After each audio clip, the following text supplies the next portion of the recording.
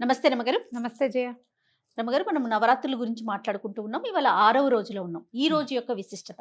ఆశ్వేజ శుద్ధ షష్ఠి 6వ రోజు దసరా శరణ నవరాత్రి ఉత్సవాల్లో ఇంద్రకీలాద్రి మీద కనకదుర్గమ్మని ఈ రోజున మహాలక్ష్మి స్వరూపంలో చూపిస్తారు. మనం కూడా లక్ష్మీ పూజే చేసుకుంటాం. అవునండి. అయితే మహాలక్ష్మి అనగానే మానవుడు ప్రతివాడికి మహాలక్ష్మే కావాలి. ఆమె అన్ని రకాల లక్ష్మీ స్వరూపాల్లోనూ ఉంటుంది. లక్ష్మి అనగానే సాధారణ అర్థం మనం లౌకికంగా ధనం అని తీసుకుంటాం. అవును. లక్ష్మి ధన ధాన్య ధైర్య సంతాన ఎన్ని రకాల లక్ష్మిలో కావాలి మనకి. అవును. ఇన్ని స్వరూపాలలో అమ్మవారు కనపడుతుంది. ఎంత సంపద ఉన్నా ధైర్యం లేకపోతే లాభం లేదు కదా. అంతే. ధాన్యం బోళ్ళంతో వచ్చినా దానివల్ల ధనం రావాలి, ధనలక్ష్మి అవసరం కూడా ఉంటుంది. అన్ని లక్ష్మిలో అవసరమే కదా రమగారు. అంటే పరిపూర్ణతని 8 స్వరూపాలలో ప్రదర్శిస్తుంది లక్ష్మీదేవి. అయితే ఈమె భగవంతుని భార్యగా ఉండటం వల్ల, విష్ణుమూర్తి యొక్క భార్యగా ఉండటం, నిత్యానపాయినిగా ఉండటం, భర్తని వీడి ఉండని తత్వం కలిగిన దేవతగా ఉండటం వల్ల, ఈ దైవంగా ఉండటం వల్ల లక్ష్మిని ప్రార్థించినా పూజించినా మనకి 5వ తనం పెరుగుతుందని చెప్తారు. ఐశ్వర్యానికి లక్ష్మీదేవి, సాహసము ధైర్యము సాహసోపేతమైన నిర్ణయాలు తీసుకోవటానికి, సాహసోపేతమైన పనులు చేయడానికి లక్ష్మీదేవి. భర్తతోటి ఎక్కువ కాలం కలిసి ఉండడానికి 5వ తనానికి లక్ష్మీదేవి, సంతానానికి లక్ష్మీదేవి, పాడి పంట దానికి లక్ష్మీదేవి, సిరి సంపద లక్ష్మీదేవి. అన్నిటికీ మహాలక్ష్మిని కొలవటమే అల్టిమేట్ గోల్గా కనపడుతుంది మనకి. అది అయితే ఈ లక్ష్మీ స్వరూపంగా వెలిసిన ఆవిడ విష్ణువుతో కలిసి వైష్ణవి శక్తిగా మనకి దర్శనమిస్తుంది. అయితే వైష్ణవి శక్తి చాలా ప్రత్యేకమైన శక్తిగా చెప్తారు. దీనికి సంబంధించిన ఒక ప్రత్యేకమైన గాథ కూడా ఉంది. ముందు అమ్మవారికి ఈ రోజు ఏం సమర్పిస్తారో చెప్పి అప్పుడు కథ చెప్పుకుందాం. తప్పకుండా. లేదా గులాబీ రంగు, పింక్ కలర్స్, ఏ రకమైన పింక్స్ అయినా సరే, ముదురుగా కళ్ళకు కొట్టే రంగు కాకుండా కొంచెం లేత రంగులో ఏ వస్త్రాన్నైనా మనం అమ్మవారికి సమర్పించవచ్చు. మహాలక్ష్మి పూజ చేసుకుందాం ఈ రోజు ఏదైనా చక్కగా అని అనుకుంటే కనుక ఓ మంచి గులాబీ రంగు చీర కట్టుకుని అమ్మవారికి పూజ చేసుకోండి. గులాబీలతోటి పూజ చాలా బాగుంటుంది. వాసన వచ్చే పువ్వు, గులాబీల్లో కొన్ని ఊరికే ఉంటాయి, అవి అలాగే ఉంటాయి 15 రోజులైనా. అది కాకుండా సెంట్ అంటారు, కొంచెం గుమగుమలాడుతుంది, గులాబీ అత్తర్ వాసన వస్తుంది, ఆ పువ్వుతో అర్చన చాలా మంచిది. అయితే అమ్మవారికి ప్రీతిపాత్రమైన దినుసుగా మనకి శనగపప్పుని చెప్తారు. శనగలు ఆమె యొక్క ధాన్యంగా చెప్పబడుతుంది. ధాన్యం ఉంటుంది గ్రెయిన్. అయితే శనగపప్పుతో చేసిన ఏ పదార్థాన్నైనా అమ్మవారికి నివేదన చేయొచ్చు. పెద్ద పదార్థాన్ని చేయలేమనుకుంటే మామూలు క్షీరాన్నంలోనే శనగపప్పు వేసి చేయండి. బూరెలు లాంటివి నివేదన చేయొచ్చు, మైసూరుపాకు లాంటివి చేయొచ్చు, బూందీ తీపి బూందీని నివేదన చేయొచ్చు.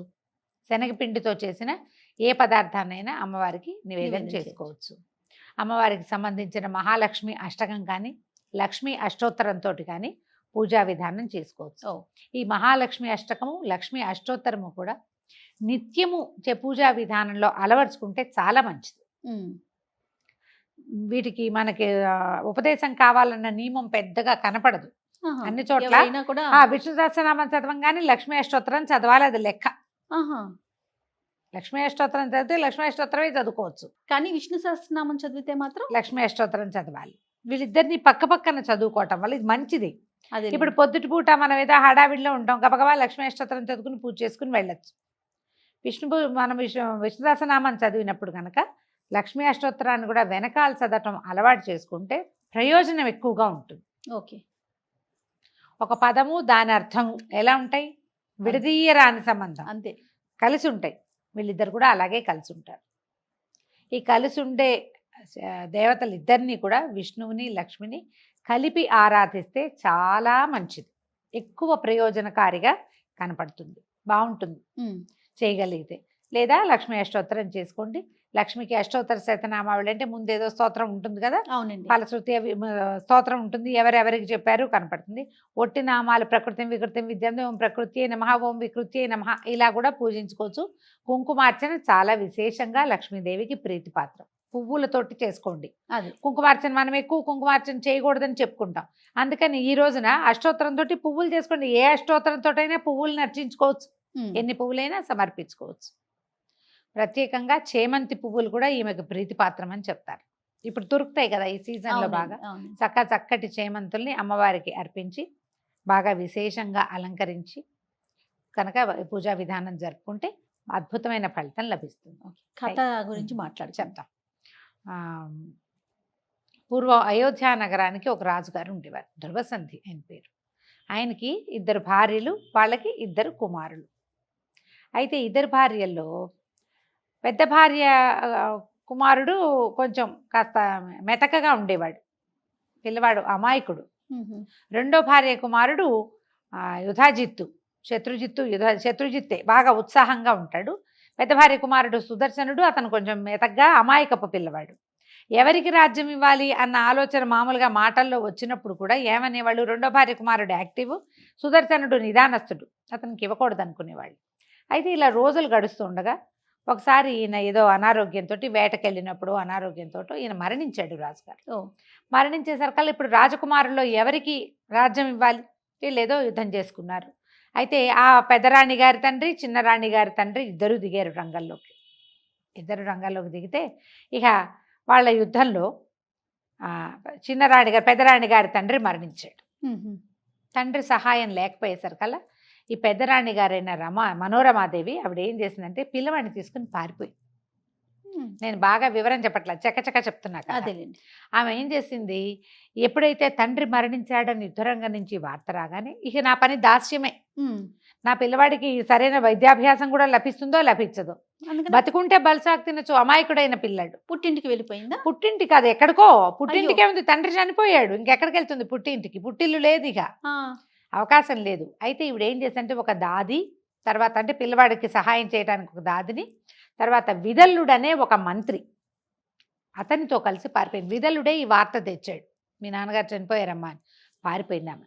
పారిపోయి ఇక రథంతో అలా వెళ్ళి వెళ్ళి వెళ్ళి వెళ్ళి కాశీనగర సమీపంలో భరద్వాజాశ్రమానికి చేరిపోయింది. అయితే ఈ విదల్లుడు అనే ఈయన కొంచెం తృతీయ ప్రకృతి, కొంచెం నాజూకుగా అలా ఉండేవాడు. ఈ పిల్లవాడిని అక్కడే పెంచుకుంటున్నారు.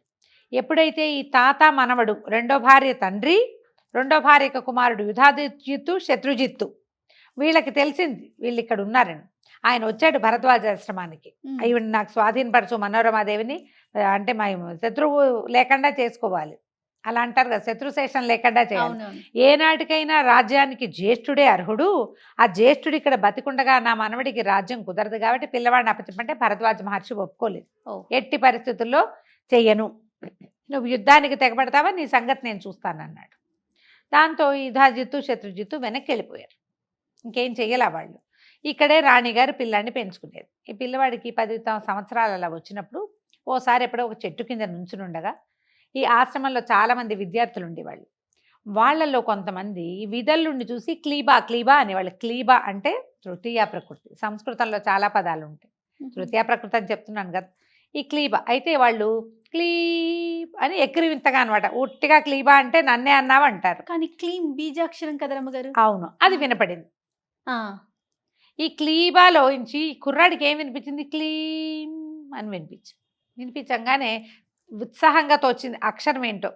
ఊరికే పిల్లలు ఏదైనా ఒకటి కనపడితే అంటూ ఉంటారు కదా, ఆ క్లీం క్లీం క్లీం క్లీం అంట మొదలుపెట్టాడు. లోపల బయట కూడా క్లీంకారమే, వదిలిపెట్టల. ఆ క్లీం ఎంత అయిపోయిందంటే కొన్ని లక్షల సార్లు అన్నాడట. పునశ్చరణ జరిగేసరికల్లా అందులో నుంచి, ఆ వైబ్రేషన్లో నుంచి శక్తి బయటకు వచ్చేస్తుంది. వైష్ణవి బీజం, క్లీంకారం. అయితే వైష్ణవ శక్తి అతనికి గరుడారూఢగా అమ్మవారు కనిపించేసింది. కనిపించి వీడికి ఒక ధనుసు, బాణాలు ఇచ్చింది సుదర్శనుడికి. ఆ ధనుర్బాణాలతోటి ఇతను చక్కగా అస్త్ర విద్యలు నేర్చుకున్నాడు. పిల్లవాడిలో ఏదో మార్పు వచ్చిందని తెలిసింది, కానీ వాళ్ళకి తెలియలా. మనం రోజు చూస్తున్న పిల్లల్లో మార్పు ఉండదు. ఓ 2 నెలల తర్వాత మన ఇంటికి చుట్టాలు, అబ్బో మీ అమ్మాయి సాగిందే, మీ అబ్బాయి పొడుగయ్యాడే, నువ్వు కొంచెం తెల్లబడ్డావు, నువ్వు కాస్త సన్నబడ్డావు, ఇలాంటివి చెప్తారు. బయట వాళ్ళు ఎవరూ రాకపోవడంతో వీళ్ళకి తెలియలేదు, కానీ పిల్లవాడిలో మార్పు వచ్చేసింది. ఏదైనా సరే విద్య వల్ల ఎలాంటిది లోపల విద్వత్తు ఏదైనా ఏర్పడింది అనుకో, ముఖంలో ప్రకాశం వస్తుంది ఆటోమేటిక్గా. అయితే ఏమైంది, కాశీ రాజ్యానికి ఓ రాజుగారు ఉన్నారు, ఆయనకు ఒక కూతురు ఉంది. ఆ అమ్మాయి పేరు శశికళ. శశికళ సుదర్శనుల కథ ఇది. ఈ శశికళకి ఒకనాడు కలలో అమ్మవారిని ప్రార్థిస్తే అమ్మవారు ఈ నీకు కాబోయే భర్త వీడేనని ఈ సుదర్శనుడిని చూపించింది. ఆ అమ్మాయి ఆ సుదర్శనుడి మీదే ప్రాణాలు పెట్టుకుని ఉంది. అతను ఎక్కడున్నాడు అనేది తెలుసుకుంది. ఆ అమ్మాయికేమో స్వయంవరం ప్రకటించేసరికల్లా ఈ అమ్మాయి ఇక్కడికి కూడా పంపించింది. ఈ లోపల రాజుగారికి కూడా ఈ అయోధ్యానగరాధిపతి జ్యేష్ఠ కుమారుడైన సుదర్శనుడు ఇక్కడ ఉన్నాడని, రాజకుమారుడు ఉన్నప్పుడు మనం ఆహ్వానం పంపాలి కదా, ఆహ్వానం వచ్చింది, రథం కూడా వచ్చింది. రాణిగారు ఆశ్చర్యపోయింది ఇదేమిటి అని. కానీ ఏం చేసింది, కుమారుడితో కలిసి వెళ్ళేసరికల్లా ఆ శశికళ ఏమో అందరి రాజకుమారుల్ని వదిలిపెట్టేసి సుదర్శనుడిని పెళ్లి చేసుకుంటానని. రాజ్యం లేదు, క్షత్రియ రాకుమారుడు అయినప్పటికీ. దాంతో మిగిలిన రాజులందరూ పోట్లాడారు. కానీ ఈ అమ్మాయి ఏం చెప్పిందంటే, నాకు అమ్మ ఇతనే నా భర్త అని చెప్పింది. ప్రాణం పోయినా నేను అసలు స్వయంవర సభలోకే రానన్నది అమ్మాయి. నా భర్త నిర్ణయం అయిపోయాక పరపురుషుల ముందుకు నేను ఎందుకు వెళ్తాను? అంతేగా, భర్త నిర్ణయించబడి ఉన్నాడు కదా, అతను వచ్చాడు, అతన్నే పెళ్లి చేసుకుంటా అంటే ఇక రాజుగారు ఏం చేయలేక మా అమ్మాయి కాదంటోందని చెప్పేసరికి వాళ్ళందరూ యుద్ధాలు, పోట్లాట్లు, నానా గొడవలు. సరే ఇతనికి వీళ్ళు ఏం చేశారంటే వివాహం చేసేసి అయోధ్యానగర్ కాశీనగరం దాటించే ప్రయత్నం చేశారు. దాటిచ్చేసరికి ఎప్పుడైతే కొంతమంది ఏమనుకున్నారు, రాజకుమారులు అమ్మాయి వరించినప్పుడు అతను రాజకుమారుడే, మన సాటివాడు క్షత్రియుడు రాకుమారుడు, రాజ్యం ఉంటే ఉంది, లేకపోతే లేదు, వీరభోజ్యంగా ఉండి వాళ్ళ తమ్ముడికి వెళ్ళింది, అయినా ఇతనే అర్హుడు నిజానికి. కొంతమంది వెళ్ళిపోయారు. కానీ యుధాజిత్తు, శత్రుజిత్తు, తాత మనవడు మాత్రం పట్టేసుకున్నారు, వీడిని సంహరించాలి. ఎప్పటికైనా రాజ్యార్హత ఉన్నవాడు వల్ల ప్రమాదమే. పైగా ఇప్పుడు కాశీరాజు కలుడైతే కాశీరాజు ఇంకో 5-6 ఫ్రెండ్స్ని కూడగట్టుకుని మన మీదకి వస్తాయి. ఇలా ఆలోచించి వాళ్ళు యుద్ధానికి తెగబడ్డారు. ఇతను యుద్ధం చెయ్యలేడని వీళ్ళు భావించారు. కానీ అతనికి ప్రచండమైన వైష్ణవి శక్తి తోడుంది. అతనికే సాహసము, శౌర్యము, ప్రతాపము వచ్చినాయి. కానీ ఈవిడ అమ్మవారు ఈ గరుడారూఢగా యుద్ధ రంగంలోకి ప్రవేశించింది. అతనితో పాటు వచ్చిందని ప్రత్యక్షంగా వచ్చినా రాకపోయినా ఇతని లోపల ఉన్నది ఆ శక్తి. అది అమ్మ వచ్చేసి 2 బాణాలతోటి వీళ్ళని సంహరించేస్తుంది. ఆమె వచ్చేసరికి ఇతని బాణాలే జరిగి కూడా ఉండుండొచ్చు. అయితే ఇట్లా ప్రత్యక్ష స్వరూపంలో గరుడారూఢగా కనపడినటువంటి వైష్ణవ శక్తిని చూసి రాజు, రాకుమారుడు అందరూ నమస్కారాలు చేశారు. ప్రత్యక్షం అయిపోయింది స్వరూపం. అది ఒకడి మంత్రోచ్చారణ వల్ల, మంత్రోచ్చాటన వల్ల, మంత్రం పునశ్చరణ వలన ప్రజలందరికీ ఆమె దర్శనమైంది. ఒక్కడు సరైన వాడు ఉండాలి కదా సమూహంలో, ఒక్కడున్నా చాలు. వాళ్ళు మనం చేస్తే ఏమంటే వీళ్ళందరూ మానేశారు, మనం ఎందుకు చేయటం అని మానకూడదు. దానికి ఉదాహరణ ఈ కథే. అతను ఒక్కడే చేశాడు, వీళ్ళందరూ అమ్మవారిని దర్శించుకున్నారు. అప్పుడు ఆయన కాశీరాజ్యంలోనూ ఉండమ్మా అని అడిగితే, కాశీరాజ్యంలో ఒక దేవాలయము, ఒక చోట వెలిసింది అమ్మవారు అంబికా స్వరూపంతో, అయోధ్యానగరంలో కూడా వెలిసింది ఈ వైష్ణవి శక్తి. అది లక్ష్మీ బీజం అని చెప్తాం, క్లీంకారం. తర్వాత ఇతను రాజ్యానికి వెళ్ళి తమ్ముడు చనిపోయినా పినతల్లిని చక్కగా చూసుకుంటూ అయోధ్యానగరాన్ని మళ్ళీ పొందాడు సుదర్శనుడు. కేవలము ఏ ఉపదేశము లేకుండా దైవికంగా తనకు అందిన ఆ క్లీంకారాన్ని పట్టుకుని, క్లీంకారే అది, క్లీంకారము అంటాం. దాన్ని రాయాలి అంటే ఏం రాయాలి, క్లీంకారము అని రాయాలి. ఆ క్లీంకారాన్ని పట్టుకుని తన రాజ్యాన్ని మళ్ళీ సంపాదించుకున్నాడు. చూడండి ఎంత చిత్రమైన కథ కదా. చాలా అండి. మనం ఏదైనా ఒక్క మంత్రం చేసినా, మనం స్తోత్రము, శ్లోకము గంటల తరబడి చదవాలి, ఇంత పూజ చేయాలి, ఇన్ని పువ్వులు వేయాలి, ఇంత అలంకారం చేయాలి, మనలాగానే చక్కగా గ్రాండ్గా అలంకరించుకోవాలి. దీనికంటే ఇదంతా మంచిదే. అదేవి కుదరకపోయినా శుభ్రంగా పసుపు రాసుకుని స్నానం చేసి, తలారా స్నానం చేయగలిగితే మంచిది, చేయకపోయినా ఏ తప్పు లేదు. మనం ప్రతిసారి చెప్పుకుంటున్నాం, ముత్తైదుకి పుణ్యస్త్రీలకి పసుపు రాసుకుని కంఠ స్నానం చేస్తే సరిపోతుంది. ఒక్క శ్లోకాన్ని లక్ష్మీ క్షీర సముద్ర రాజతనయాన్ని తీసుకున్నా మీరు 11 సార్లు, 21 సార్లు, 40 సార్లు, 108 సార్లు మీ శక్తి కొలది ప్రార్థించుకోండి అమ్మని. ఈ క్లీంకారం ఆయనకి లభించింది కదా అని మనం కూడా చేయాలంటే గురూపదేశం ఉండటం ఎంతైనా మంచిది. లేకపోతే మనం ఇట్లా ఒక్క శ్లోకాన్ని తీసుకుని, ఏదైనా ఒక్క స్తోత్రాన్ని తీసుకుని కూడా అమ్మని ప్రార్థిస్తే, ప్రతిరోజు ప్రార్థన చేసుకుంటే కనుక లక్ష్మీ అనుగ్రహం అన్ని విషయాలలోనూ మనకి లభిస్తుంది. ఒక ధనమే కాకుండా ఆరోగ్యం సిద్ధిస్తుంది, ఐశ్వర్యం సిద్ధిస్తుంది, 5వ తనం సిద్ధిస్తుంది, అఖండ సౌభాగ్యవతిగా ఉండాలి కదా. అంతేగా, మనం ఏం పూజ చేసుకోవాలన్నా అన్ని రకాల ఐశ్వర్యాలు లభిస్తాయి. ఈ రోజున శనగపిండితో ఏదో ఒక పదార్థాన్ని చేసి అమ్మవారికి నివేదన చేసి ఈ రోజుని సుసంపన్నం చేసుకుందాం. తప్పకుండా రమ్య. నమస్తే. నమస్తే జయ.